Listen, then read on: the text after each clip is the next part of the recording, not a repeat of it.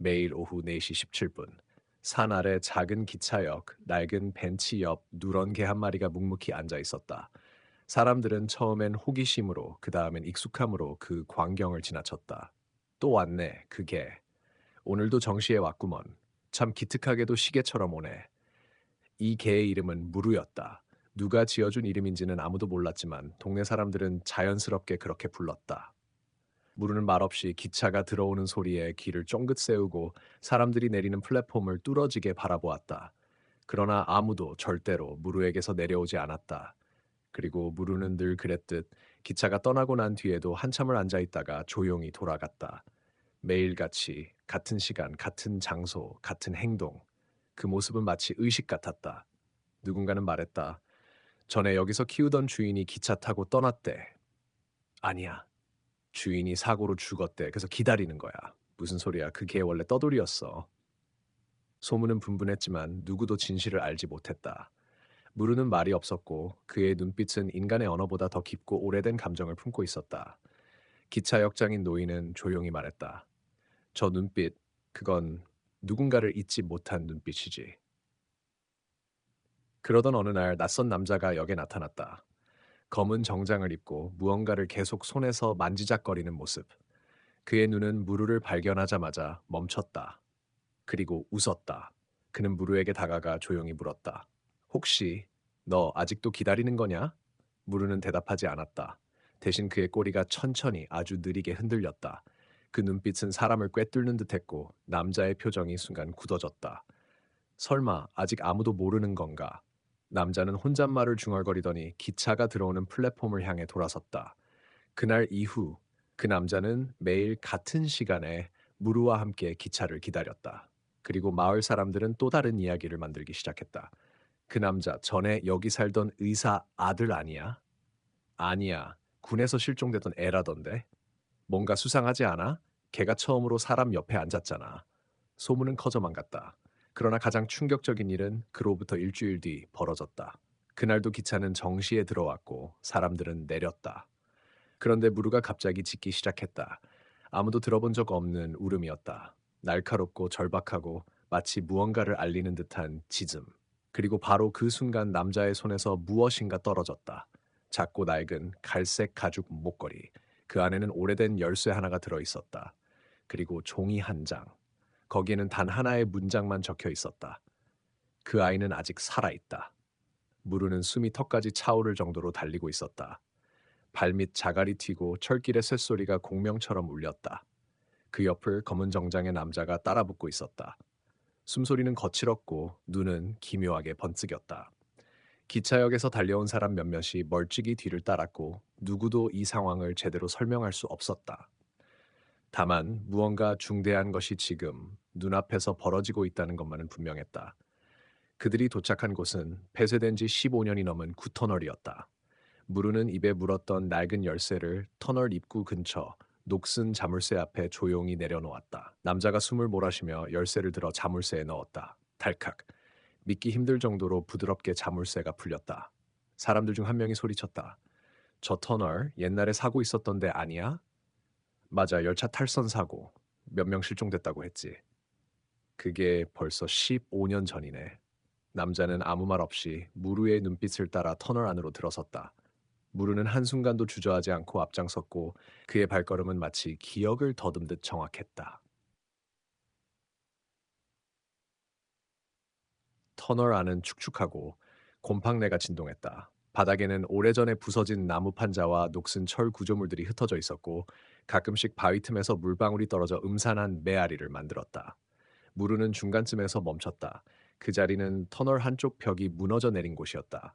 그러나 이상하게도 그 무너진 틈 안에는 누군가가 만든 듯한 작은 공간이 있었다. 남자가 조심스레 허리를 굽혀 그 안으로 손을 넣었다. 그리고 무언가를 꺼냈다. 작은 통조림 상자, 그 위에 적힌 글씨. 희망은 떠나지 않았다. S. 남자의 손이 떨렸다. 그리고 마침내 그는 입을 열었다. 그날 내 여동생이 이 기차를 탔어. 사고가 난 열차였지. 시신은 못 찾았고 실종 처리됐어. 그는 통조림 상자를 꾹 껴안았다. 무르는 그때 내 동생이 키우던 강아지였어. 사고 이후 사라졌다고 들었는데 살아 있었던 거야. 그리고 매일같이 기차를 기다리고 있었던 거지. 혹시라도 그녀가 돌아올까 봐. 사람들 사이에 숨죽인 침묵이 흘렀다. 그 누구도 예상치 못한 이야기였다. 그러나 그 순간 무르가 다시 짖었다. 이번에는 짧고 단호한 울음. 그리고 또다시 어딘가를 향해 달리기 시작했다. 하지만 이번에는 터널 안 깊숙한 곳. 그리고 그 끝엔 녹슨 철문이 있었다. 남자가 철문을 밀었다. 처음엔 꿈쩍도 않더니 무르가 뒷발로 벽을 긁기 시작했고 그 소리에 반응하듯 철문이 끼익 하고 열렸다. 안쪽은 작은 벙커처럼 생긴 공간. 거기엔 충격적인 광경이 있었다. 낡은 침대, 깡통, 성냥, 벽에 새겨진 날짜들. 그리고 그 한복판에 희미하게 의자에 앉아 있는 누군가의 그림자. 누구야? 남자가 조심스레 다가갔다. 그 사람은 매우 마른 모습이었다. 머리는 헝클어져 있었고 입술은 말라 터져 있었다. 그녀는 천천히 고개를 들었다. 그리고 떨리는 목소리로 말했다. 무루? 무루는 갑자기 울기 시작했다. 마치 15년간 묵혀둔 모든 감정을 한순간에 쏟아내듯이 그녀의 눈에서 눈물이 흘렀고 남자의 얼굴이 창백해졌다. 수진, 진짜 너야. 그녀는 살아 있었다. 15년 전 사고로 인해 터널 안에 고립되었고 우연히 이 비밀 벙커를 발견해 생존해 있었다. 매년 철로 틈으로 떨어진 물과 드문 식량으로 연명하며 밖에 나가지 못했던 이유는 공포 때문이었다. 그날 밤 사람들이 죽었어. 나도 내가 죽었다고 생각했어. 그런데 무루가 나를 찾았고 함께 이곳에서 살아 있었던 거야. 남자의 눈에 뜨거운 눈물이 흘렀다. 그녀는 살아 있었다. 그리고 그 모든 시간 동안 한 마리 개는 하루도 빠짐없이 기차역에 가서 그녀가 돌아오기를 기다려왔던 것이다. 그 누구도 믿지 못했지만 그것은 사실이었다. 그러나 이야기는 거기서 끝나지 않았다.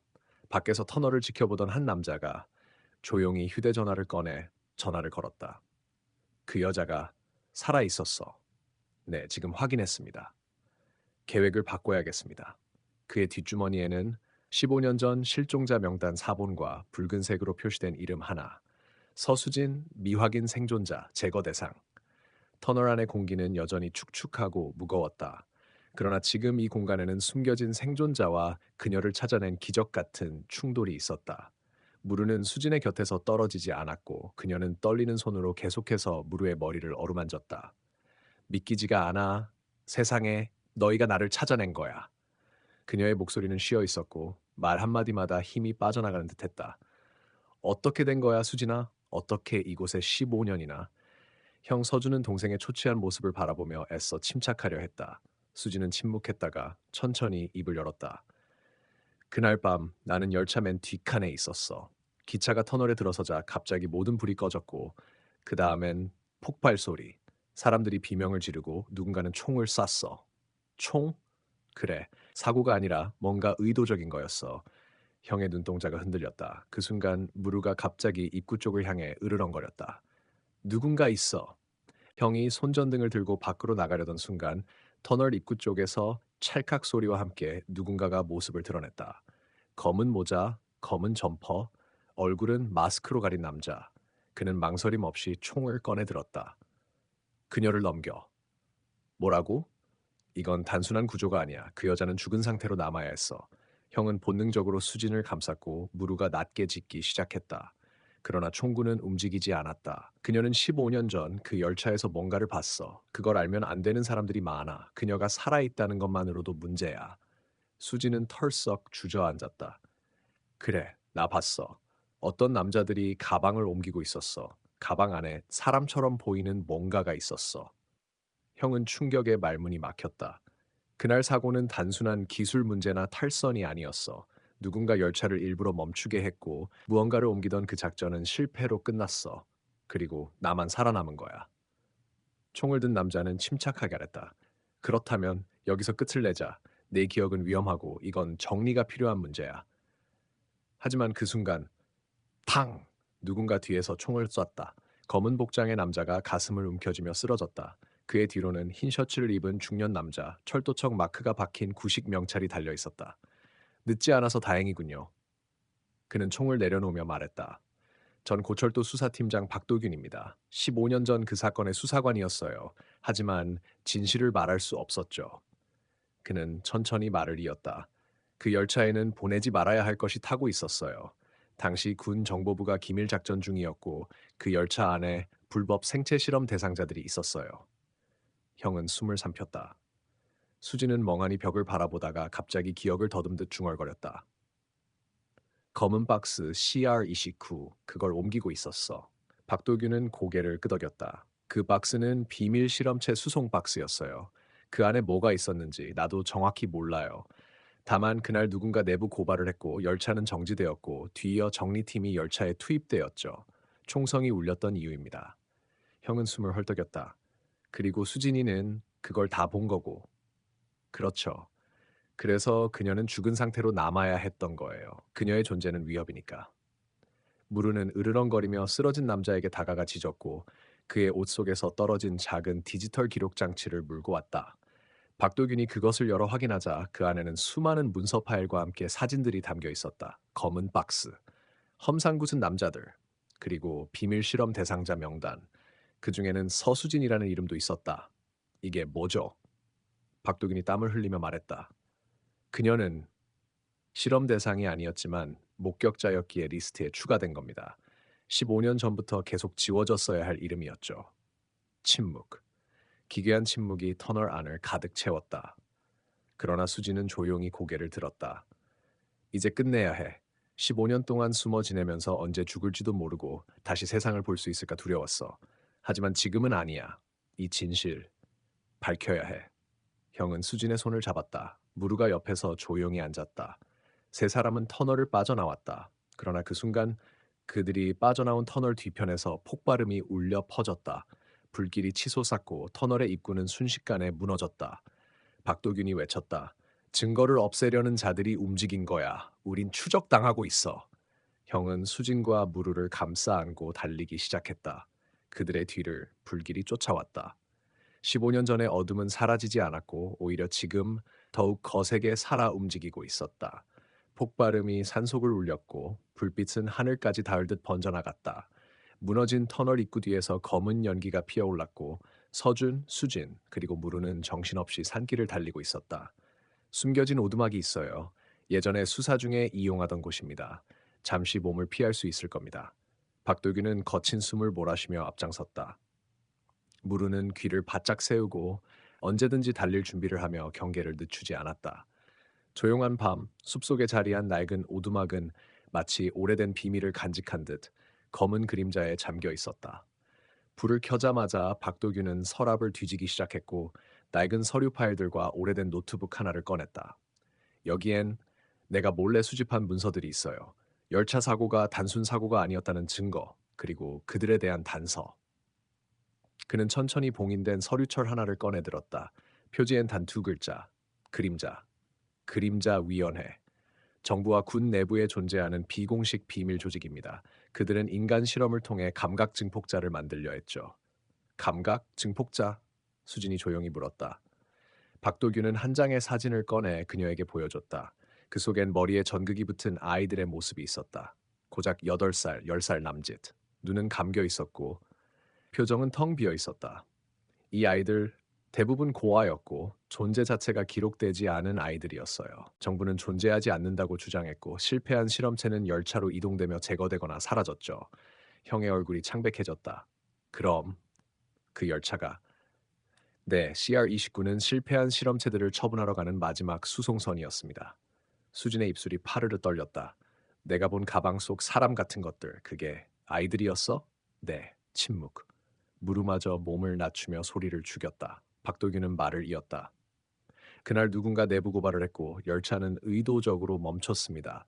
하지만 그림자위원회는 흔적을 남길 수 없었고 정리팀을 보낸 거죠. 당신이 살아있는 건 기적입니다. 형은 조용히 수진의 손을 잡았다. 이건 공개해야 해. 공개하면 죽습니다. 이자들은 언론, 경찰, 군까지 다 장악하고 있어요.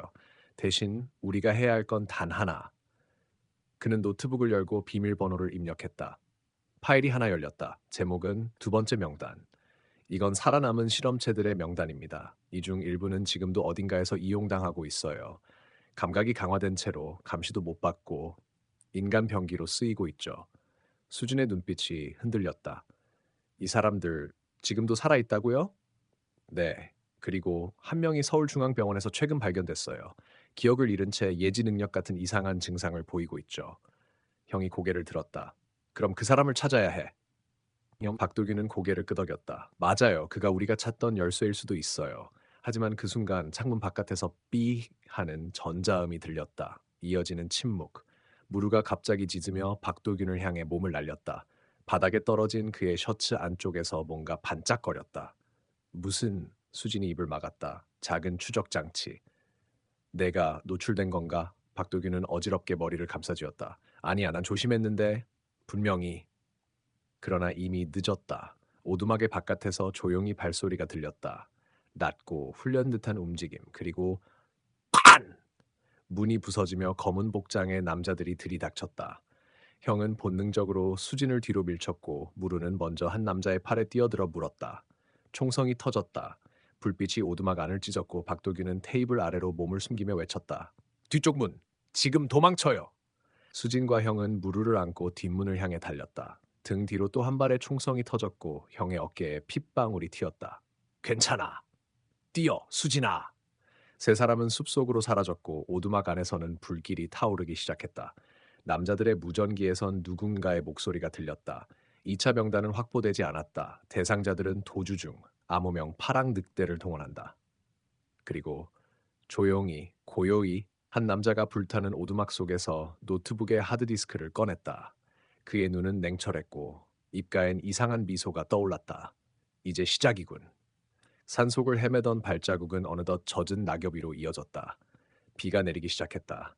차가운 물방울은 피 냄새를 씻어내지도 못한 채 땅속으로 스며들었다. 서준의 어깨에서 흐르는 피는 옷을 적시고 있었지만 그는 멈추지 않았다. 수지는 말없이 그의 팔을 잡고 어두운 숲길을 따라 달렸다. 무르는 앞서가며 경계를 늦추지 않았다. 여기야. 수진이 멈춰섰다. 예전에 아이들과 숨바꼭질하던 동굴이 있어. 작고 깊고 외부 신호도 안 잡혀. 거기서 쉬자. 작은 바위 사이로 들어서자 좁은 틈을 지나 깊은 동굴이 펼쳐졌다. 축축하고 냄새났지만 지금은 그조차 안식처였다. 서준은 피 묻은 셔츠를 벗어 수진에게 넘겼다. 그 사람, 도균 씨, 살아있을까? 몰라. 하지만 우리만이라도 살아야 해. 잠시 고요가 흘렀다. 무르는 동굴 입구에 앉아 귀를 세우고 있었다. 그 눈은 어두움 속에서도 빛을 잃지 않았다. 그러나 한편 산 아래 마을, 조용한 폐창고에서는 전혀 다른 준비가 이루어지고 있었다. 회색 제복을 입은 남자가 벽에 기대 서 있었다. 몸은 날렵하고 눈빛은 짐승 같았다. 그의 이름은 알려져 있지 않다. 암호명만 있었다. 파랑늑대. 그는 그림자위원회의 특수요원이자 가장 오래 살아남은 실험체였다. 두 번째 명단의 마지막 대상이 살아있다. 그 소녀, 감정 공명을 일으키는 능력을 가졌다. 무전기 너머로 지시가 떨어졌다. 그녀를 확보하라. 죽여선 안 된다. 그리고 함께 있는 남자도 처리해라. 그는 첫 번째 명단에 있던 실패작이다. 파랑늑대는 조용히 눈을 감았다. 그 눈 아래에는 오래전 각인된 문신이 있었다. 시시출. 그 또한 열차에 태워졌던 아이들 중 하나였다. 하지만 그는 선택된 자였고 실험은 성공했으며 결국 그들의 병기가 되었다. 동굴 안. 수지는 무르에게 조용히 말했다. 너 예전에 열차에서 뛰어내린 날 기억해? 난 깨어나 보니 네가 날 핥고 있었어. 그리고 그날부터 항상 매일같이 역으로 가서 열차를 기다렸지. 무르는 그녀의 얼굴을 조용히 바라보았다.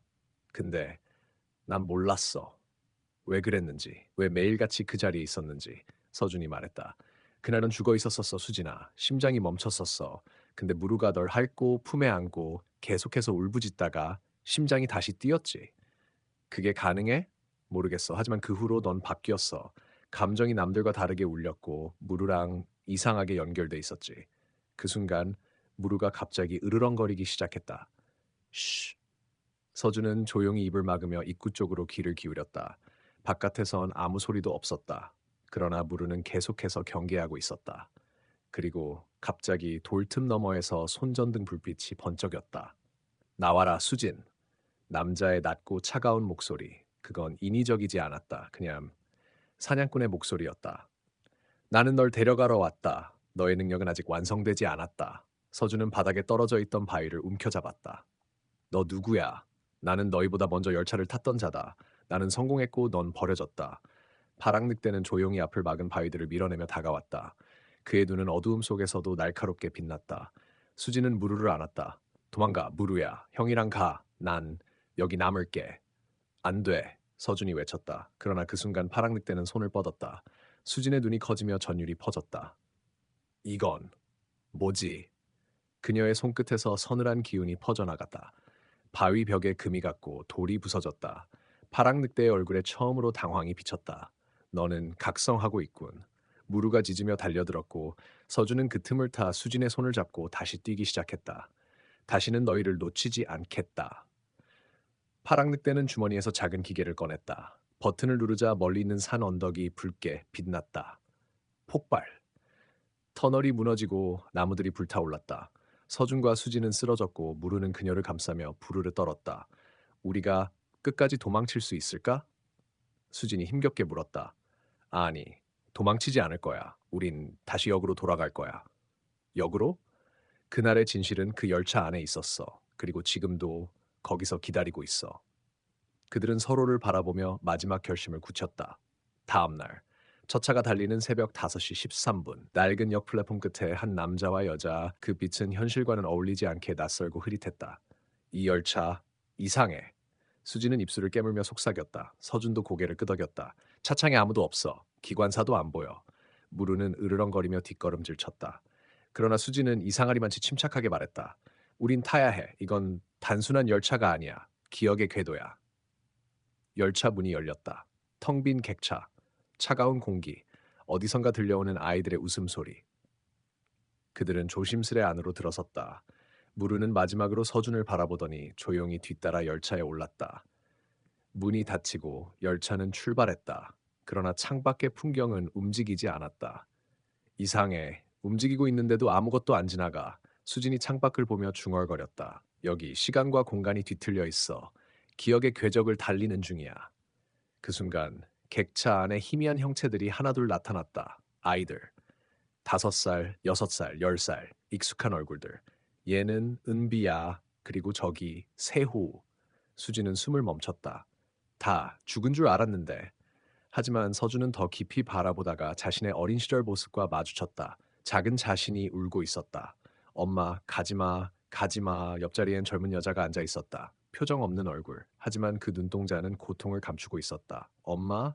서준은 떨리는 목소리로 다가가려 했지만 수진이 그의 손목을 잡았다. 만지면 안 돼. 이건 기억이야. 지금 우리가 여기 있는 건 다시 보라는 뜻이야. 무르는 조용히 바닥을 향해 웅크렸고 그 코끝에서 뭔가를 알아챈 듯 코를 킁킁댔다. 그 순간 열차 전체가 울리기 시작했다. 경고, 경고, 외부 개입 감지. 이건 뭐야? 서준이 소리쳤다. 차창 밖이 검게 변하고 객차의 조명이 깜빡이기 시작했다. 누가 들어오고 있어? 수진이 손을 얹고 집중했다. 그녀의 이마에서 푸른빛이 번졌다. 기억 안으로 누군가 침입하고 있어. 그때 객차 문이 열렸다. 서늘한 기운. 그리고 붉은 안광, 파랑 늑대. 하지만 이번엔 그의 모습이 달랐다. 더 젊었고 더 맑았다. 고통과 절망에 가득 찬 실험 직전의 모습. 도와줘. 나도 같이 가고 싶었어. 그가 무릎을 꿇었다. 이건 기억 속의 그 사람이 아니야. 수지는 깜짝 놀랐다. 이건 그의 감정 조각이야. 분리된 존재. 파랑 늑대의 형상은 손을 뻗었다. 너희도 느꼈겠지. 이 열차는 단순한 수단이 아니야. 이건 우리가 버림받은 그날의 증거야. 열차 창밖의 풍경이 바뀌기 시작했다. 연기, 불길, 비명, 거대한 경락고, 철제 우리에 갇힌 아이들, 주사기, 하얀 가운의 사람들, 그리고 그 모든 걸 내려다보는 그림자 하나. 한 남자, 눈빛이 없는 얼굴, 심판처럼 서 있던 존재. 그 사람 누구야? 수진이 물었다. 기억 속 파랑 늑대가 입을 열었다. 우리 실험의 책임자, 암호명 감정 제거자. 감정을 제거한 아이들이 더 강력하다는 가설 아래 우리를 모두 개조했지. 수지는 입을 막았다. 그녀의 눈동자 속에선 눈물이 흐르고 있었다. 하지만 넌 감정을 남긴 채 살아남았잖아. 난 실패작이었지. 그래서 그들 손에 들어가지 않고 도망쳤어. 그리고 결국은 다시 돌아왔지. 너희를 지우기 위해. 그 순간 형상은 사라졌고 열차는 갑작스레 멈췄다. 서준과 수지는 앞으로 쏠렸고 무르는 날카롭게 짖었다. 문이 열리자 앞에는 익숙한 장소가 펼쳐졌다. 폐역. 누군가 매일같이 기다리던 그곳. 하지만 이번에는 다르다. 시간이 뒤틀려 있었다. 사람들이 여전히 떠나지 못한 채 서 있었다. 죽은 아이들의 영혼, 기다리는 가족들, 그리고 한 남자가 앉아 있었다. 검은 모자, 지팡이, 고개를 푹푹 숙인 채 입술을 떨고 있었다. 무르가 조용히 다가갔다. 너를 기다렸어. 그 남자가 말했다. 수진이 눈을 크게 떴다. 그 목소리, 서준 남자의 얼굴을 확인하고 뒤로 물러섰다. 그는 아버지야. 수진도 뒤따라 나섰다. 우리의 부모들이 모두 여기 있었어? 그 순간 하늘에서 푸른 섬광이 터졌다. 기억의 공간이 무너지기 시작했다. 도망쳐, 빨리! 수진이 외쳤다. 하지만 무르는 움직이지 않았다. 그는 오히려 남자 곁에 서서 고개를 비스듬히 기울였다. 너도 실험체였구나. 수진의 입에서 떨리는 목소리가 나왔다. 무루, 너 사람이었어? 그 순간 무르의 눈동자가 번쩍였다. 그리고 그의 몸이 서서히 빛으로 변하기 시작했다. 무루? 서준의 목소리는 거의 속삭임에 가까웠다. 그러나 그 이름을 부르자 사람들이 잊고 있던 것들이 기억 속에서 조용히 깨어났다. 그 하얀 강아지, 매일 기차역을 향해 달려가던 그 발걸음, 차가운 플랫폼에서 혼자 기다리던 작고 외로운 존재, 이제는 눈앞에서 빛으로 변하고 있었다. 수지는 눈을 크게 뜨고 뒷걸음질 쳤다. 이건 진화가 아니야. 이건 기억의 복원. 강아지였던 무르의 몸이 천천히 형태를 바꿔가기 시작했다. 털은 흩어졌고 그 자리에 작고 연약한 아이의 형체가 서 있었다. 곱슬거리는 흰 머리카락, 맑은 눈망울, 떨리는 손가락. 아이야. 서준은 숨을 삼켰다. 그는 인간이었어. 어린아이였던 거야. 내 이름은 무르가 아니야. 그 아이가 조용히 입을 열었다. 그 목소리는 낯설고도 익숙했다. 사람의 언어였지만 동시에 그보다 더 깊고 오래된 언어였다. 내 이름은 루아. 루아. 수진이 조심스럽게 다가갔다. 너는 어떻게 된 거야? 아이 루아는 고개를 숙였다. 나는 실험체 4번. 너희와는 다른 그룹에서 만들어진 존재야. 그의 손등에는 다른 아이들에겐 없던 기호가 새겨져 있었다. 무한대의 문양. 나는 감정과 동물적 본능을 융합한 모델이었어. 처음에는 완전한 실패였지. 언어도 못 기억했고 기억도 없었어.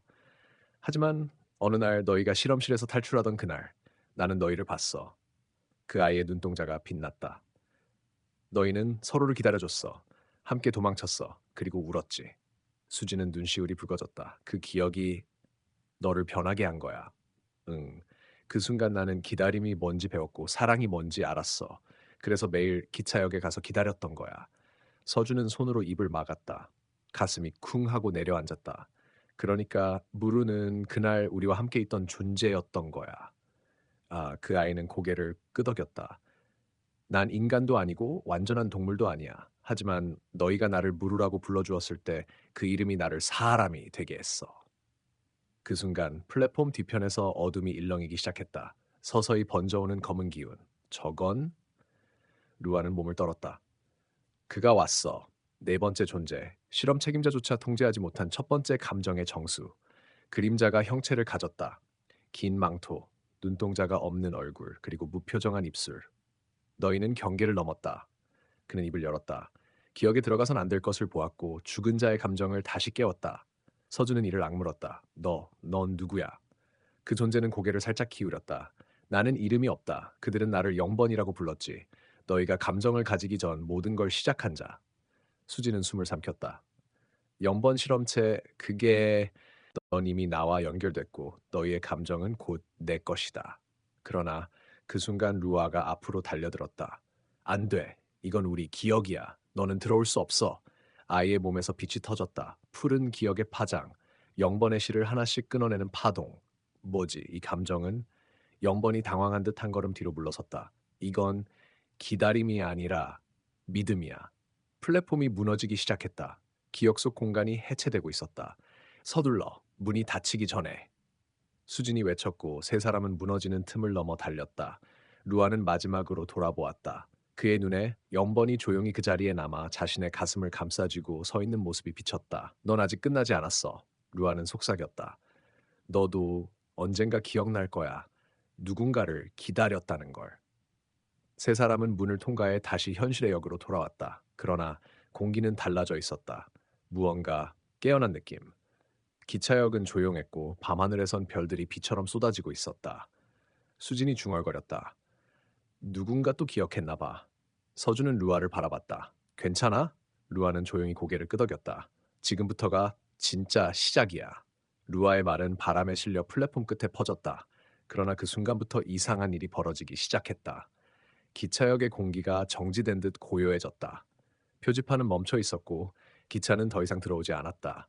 그리고 그곳에선 시간이 흐르지 않았다. 이상해. 우리가 돌아온 건 맞는데. 수진이 핸드폰을 확인했다. 화면은 검은 채였다. 시계는 멈춰 있었고 배터리는 줄지 않았다. 시간이 멈췄어. 루아는 눈을 감았다. 여긴 현실이 아니야. 기억과 현실의 경계가 뒤섞였어. 서준은 주위를 둘러봤다. 그럼 아직 끝나지 않았다는 거네. 그때였다. 기차역의 철문 뒤에서 낯익은 발소리가 들렸다. 철커덕, 철커덕. 그리고 나타난 사람은 정말로 서준의 어머니였다. 엄마, 서준의 얼굴이 일그러졌다. 그녀는 미소 지으며 다가왔다. 그러나 그 미소는 어딘가 어색했다. 서준아, 너 많이 컸구나. 그녀의 음성은 너무 부드러웠다. 기억 속 그리움과 완벽히 일치하는 톤이었다. 하지만 그 순간 루아가 앞으로 나섰다. 그녀는 진짜가 아니야. 기억이 만들어낸 그림자야. 아니야. 그건 우리 엄마야. 그녀 목소리도 손도. 서준이 다가가려는 순간 어머니의 눈동자가 뒤집혔다. 검은 안개처럼 눈속이 번져갔다. 기억은 너희의 무기이자 약점이다. 그녀가 내뱉은 목소리는 전혀 달랐다. 그건 영번의 것이었다. 넌 아직 봉인된 플랫폼에 있어. 이곳은 너희가 진실을 감당할 준비가 되었는지 시험하는 곳이다. 서준은 뒤로 물러났다. 왜? 왜 이런 짓을 하는 거야? 너희는 나를 잠재웠지. 기억 속 어둠을 밀어내고 가짜 희망을 택했어. 그러나 그 희망은 언제나 돌아온다. 형태를 바꿔서. 수진이 외쳤다. 그럼 이 장소도 기억이 아니라 조작된 감정인 거야. 루아가 고개를 끄덕였다. 여기는 플랫폼 0이야. 우리가 알지 못했던 마지막 구간, 가장 깊은 기억의 층. 우린 여기서 뭐든 마주쳐야 하는 거야. 그 순간 플랫폼의 바닥이 흔들리기 시작했다. 철로는 사라졌고 대신 어두운 강물이 흘러나왔다. 강물 위엔 하얀 기차가 떠 있었다. 창문은 모두 닫혀 있었고 안에는 아무도 없었다. 그러나 서준은 갑자기 중얼거렸다. 이 기차 본 적 있어. 수진이 돌아봤다. 언제? 내가 5살이던 겨울, 눈이 많이 오던 날, 엄마가 나를 데려가려던 그날. 루아의 눈빛이 진지해졌다. 그날이 너의 시작이었겠구나. 서준은 강물에 다가갔다. 기차는 정지해 있었다. 그러나 그의 발이 물에 닿는 순간 장면이 바뀌었다. 그들은 다시 눈보라치는 기차역에 서 있었다. 어린 서준, 그의 어머니, 그리고 두 남자. 얘야, 괜찮아. 곧 기차가 도착할 거야. 어머니는 불안한 듯 서준을 안았다. 이 아이는 이송 대상 17B입니다. 이 기억 유지하실 건가요? 검은 옷의 남자가 말했다. 그녀는 고개를 끄덕였다. 기억은 유지하지만 감정은 차단해 주세요. 이 아이는 너무 많은 걸 느껴요. 루아가 중얼거렸다. 이건 너를 실험체로 만든 순간이야. 수지는 입을 막았다. 그녀는 기억을 유지하고 싶었지만 감정은 포기했어. 그리고 순간 눈이 멎었다. 현재로 돌아온 그들은 서준이 서 있던 자리를 바라봤다. 그는 무릎 꿇고 울고 있었다. 그녀는 나를 사랑했어. 그럼에도 불구하고 나를 보내야 했던 거야. 루아는 다가가 그의 어깨를 감쌌다. 기억은 고통이기도 해. 하지만 그것이 널 약하게 만들진 않아. 오히려 진짜 너를 보여주지. 기차는 다시 탔다와 이번엔 문이 열렸다. 안엔 아무도 없었지만 그 공간은 따뜻했다. 이 기차는 루아는 천천히 말했다. 선택의 열차야. 잊고 돌아갈 수도 있고 끝까지 기억하고 맞설 수도 있어. 수지는 서준을 바라봤다. 우리는? 서준이 일어났다. 난 끝까지 간다. 아이, 기억은 내가 살아있다는 증거야. 루아와 수진도 고개를 끄덕였다. 그럼 타자. 다음 역은 진실의 문이야. 그들이 기차에 오른 순간 멀리서 다시 그림자가 나타났다. 영번은 멀찍이 서 있었다. 그러나 이번엔 그의 손에 작은 빛이 맴돌고 있었다. 그는 속삭였다. 기다림이 이렇게 강했나. 그래, 한 번 더 지켜보지. 기차가 출발했다. 창밖엔 별빛이 흐르고 플랫폼 0은 점점 멀어져 갔다. 루아는 마지막으로 창밖을 바라봤다. 이제 진짜 기억이 시작된다.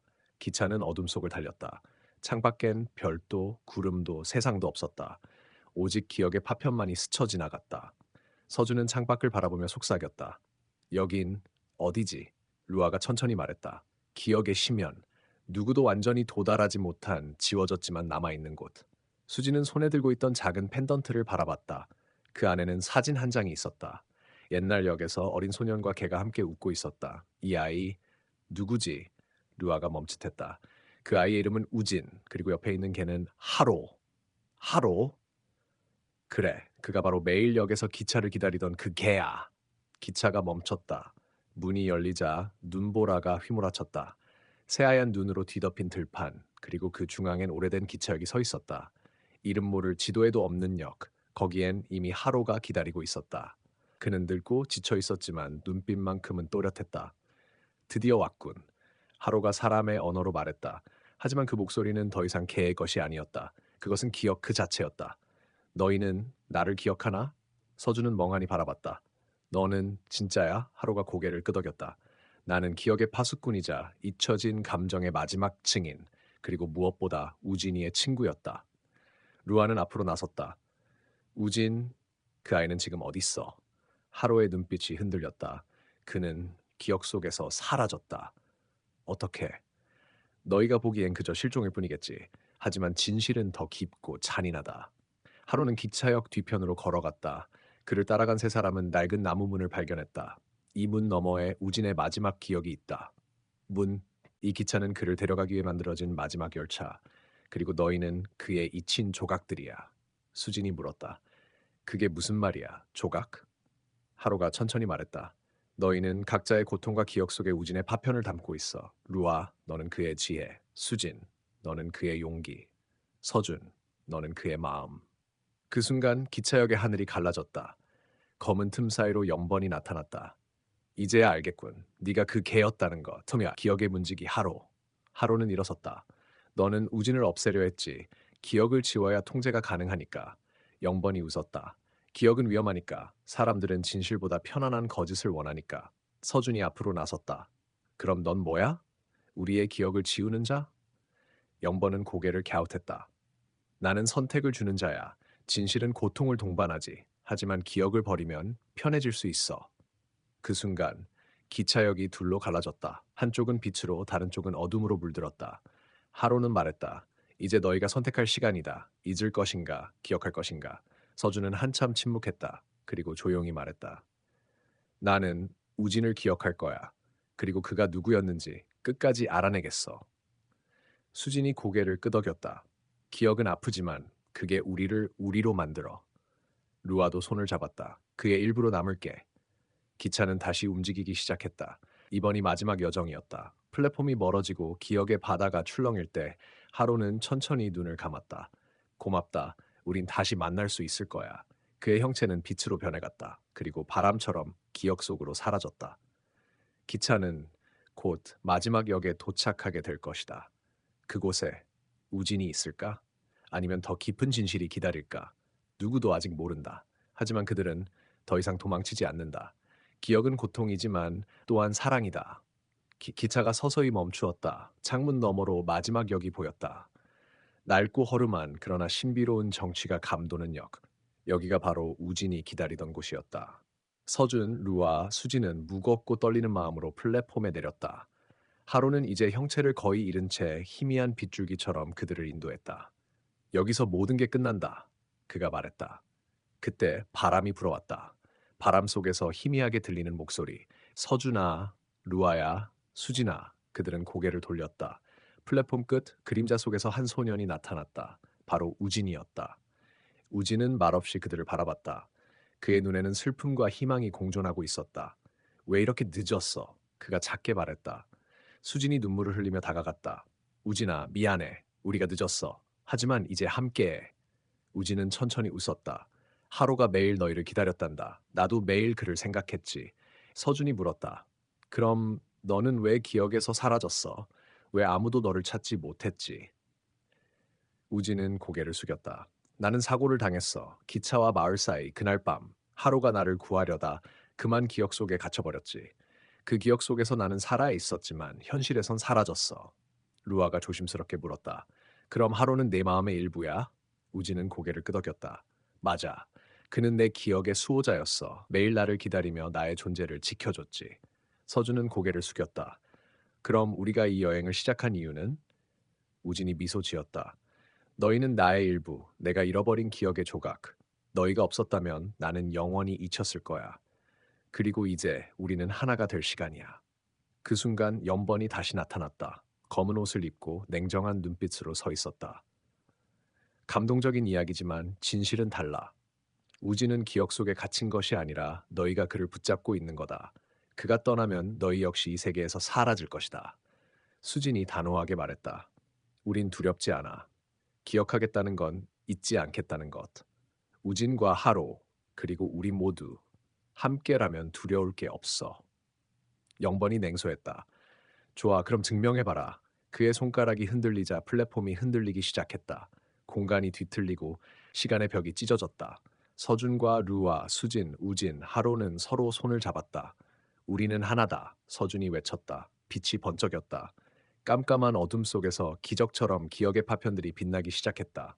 모든 아픔과 슬픔, 사랑과 희망이 한데 어우러져 빛났다. 하로가 마지막 말을 했다. 기억은 우리를 만든다. 잊지 않고 지키는 한 사랑도 진실도 영원하다. 연번은 조용히 사라졌다. 플랫폼은 다시 평화를 되찾았다. 기차가 마지막으로 움직였다. 서준 일행은 우진과 하로와 함께 새로운 여정을 시작했다. 그들은 이제 기억과 사랑을 지키는 수호자가 되었다. 바람이 불었다. 기차역에는 다시 조용함이 찾아왔다. 그리고 하루가 매일처럼 기차를 기다렸다. 하지만 이제 그는 더 이상 외롭지 않았다.